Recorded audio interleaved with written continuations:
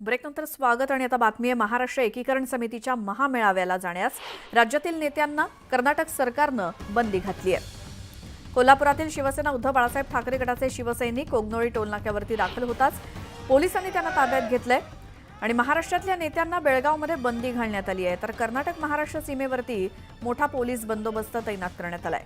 कोल्हापुरातील शिवसैनिकांना सीमा भागातच पोलिसांनी अडवलं होतं।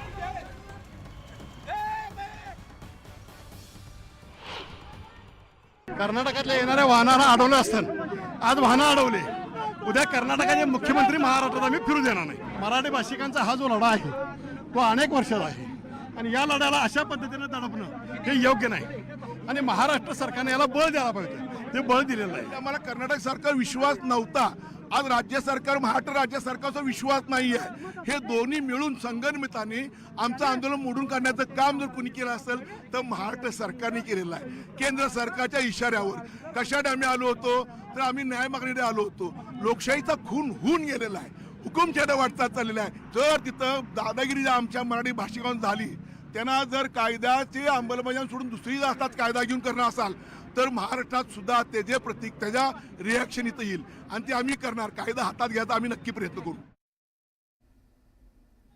तर शिवसेना उद्धव बाळासाहेब ठाकरे पक्षाच्या कार्यकर्त्यांनी दिलेली ही प्रतिक्रिया आहे। त्यांनी कोगनोळी टोलनाक्यावरती आंदोलन केलं आणि काही कार्यकर्त्यांना पोलिसांनी ताब्यात देखील घेतलं।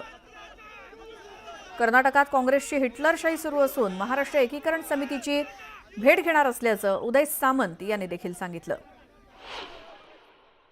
महाराष्ट्र एकीकरण समितीनं याच्यामध्ये पुढाकार घेतलेला आहे। पूर्वीपासून देखील त्यांचा पुढाकार होता, परंतु त्यांच्या एखाद्या संमेलनाला महाराष्ट्रातनं कुणीच जायचं नाही ही हिटलरशाही आणि ती काँग्रेस पक्षाची कायमस्वरूपी आजही चालू आहे। काल परवाच आमचं महाराष्ट्र एकीकरण समितीच्या काही मंडळींशी चर्चा करण्याचा आम्ही प्रयत्न केला। पुढच्या 3 ते 4 दिवसामध्ये मी स्वतः महाराष्ट्र एकीकरण समितीच्या सदस्यांची पदाधिकाऱ्यांची भेट घेणार आहे। तशा पद्धतीच्या सूचना देखील आम्हाला आमचे मुख्य नेते माननीय एकनाथ शिंदे साहेबांनी केलेल्या आहेत। शेतकरी आंदोलनामुळे दिल्लीच्या शंभू बॉर्डरवरती पोलिसांनी बंदी केली आहे। दरम्यान शंभू सीमेसोबतच इतर सर्व सीमा खुल्या करण्याची मागणी करणारी याचिका सर्वोच्च न्यायालयात दाखल करण्यात आली होती आणि ही याचिका सुप्रीम कोर्टानं फेटाळली आहे। त्याचसोबत सर्व राज्य आणि राष्ट्रीय महामार्ग खुले करावेत असे आदेश देखील कोर्टानं दिलेत।